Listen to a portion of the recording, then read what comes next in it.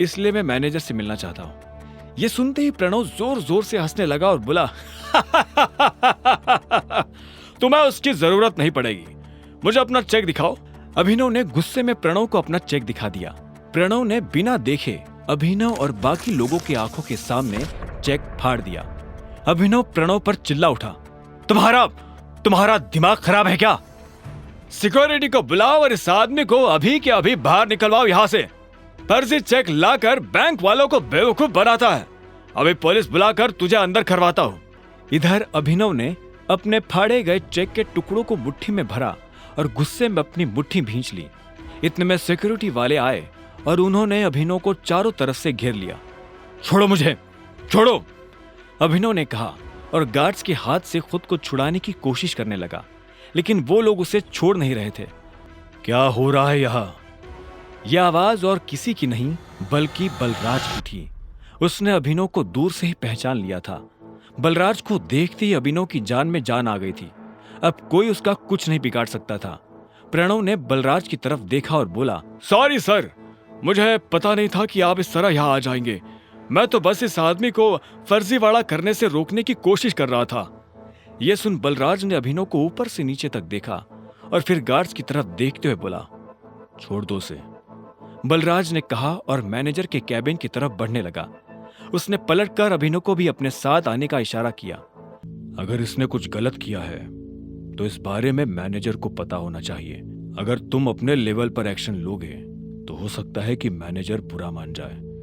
जी sir, Pranav ने हाँ में सिर हिलाते हुए कहा। बलराज ने अभिनव को घूरा और उसे अपने साथ अंदर आने का इशारा करने लगा। दोनों एक साथ मैनेजर के बड़े से कैबिन में दाखिल हो गए थे। मैनेजर अपनी कुर्सी पर बैठकर कंप्यूटर पर काम कर रहा था। बलराज ने उसका ध्यान अपनी तरफ खींचने के लिए दरवाजे को जोर से बंद किया। अचानक से मैनेजर की नजर दरवाजे पर पड़ी। जब उसने देखा कि सामने बलराज खड़ा है तो मैनेजर खुद अपनी कुर्सी से खड़ा हो गया। बलराज सर, आप यहाँ कैसे? मुझे बुलवा लिया होता। बलराज ने उसे खींचते हुए देखा और बोला, वैसे तो मैं यहाँ कुछ काम से आया था, लेकिन बाहर जो मैंने तमाशा देखा तो मुझे लगा कि पहले उसके बारे में तुमसे बात कर लेनी चाहिए। तुम्हें पता है ये साहब कौन है? मैनेजर ने अभिनव की तरफ देखा। उसकी नजर उसके चेहरे से फिसलते हुए उसके हाथों और आखिर में उसकी अंगूठी पर चली गई। जैसे उसने अंगूठी पर बने उस निशान को देखा तो मैनेजर का मुंह खुला का खुला रह गया। उसके मुंह से निकला, बाप रे बाप, ये टाइगर है। ये कौन है? अभिनव ने बलराज से पूछा। यह उस टीम का आखिरी हिस्सा है जिस टीम के तुम कैप्टन हो, टाइगर।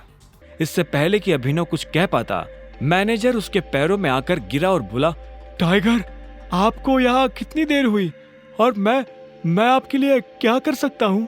फिलहाल तो आप मेरे पैरों में से उठ जाइए। आपको और इनको छोड़कर किसी को नहीं पता कि मैं टाइगर हूँ, अभिनव ने कहा। यह सुनते ही मैनेजर अपनी जगह पर खड़ा हो गया और बोला, आपको देखकर बहुत अच्छा लगा। अब आप आ गए हैं तो हमें जरूर इस मुसीबत से बाहर निकाल ही लेंगे।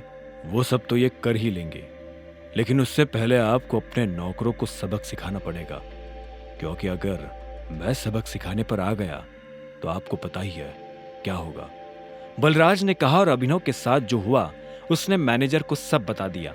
ये सुनते ही मैनेजर का खून खौल उठा। उधर जब अभिनव और बलराज मैनेजर के कैबिन में खड़े थे, तब इधर एक हट्टा कट्टा सा आदमी स्विमिंग पूल में काला चश्मा लगाकर खड़ा था। उसकी आंखों पर चश्मा, गले में सोने की मोटी चैन और बगल में विस्की का ग्लास था। वो आदमी लड़की के गालों को सहला रहा था। तभी उसे किसी के पैरों की आवाज सुनाई दी। उसने देखा उसका सेक्रेटरी भागते हुए उसके पास आ रहा था। सेक्रेटरी उस आदमी के पास आया और बोला, सर, अभी खबर मिली है कि टाइगर लौट आया है।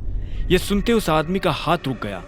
उसने लड़की के गाल पर से हाथ हटाया और हाँ में सिर हिलाते हुए सिगार पीने लगा। आप कहते हैं तो?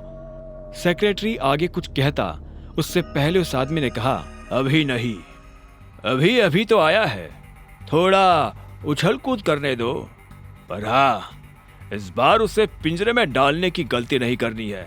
सेक्रेटरी ने हाँ में सिर हिलाया और वहां से निकल गया। Who is tiger? बगल में खड़ी उस लड़की ने पूछा। आगे की कहानी जानने के लिए देखें अगला एपिसोड सिर्फ पॉकेट एफएम के यूट्यूब चैनल पर और द रिटर्न ऑफ टाइगर के सारे एपिसोड्स को सुनने के लिए डिस्क्रिप्शन में दी लिंक से डाउनलोड करें पॉकेट एफएम ऐप।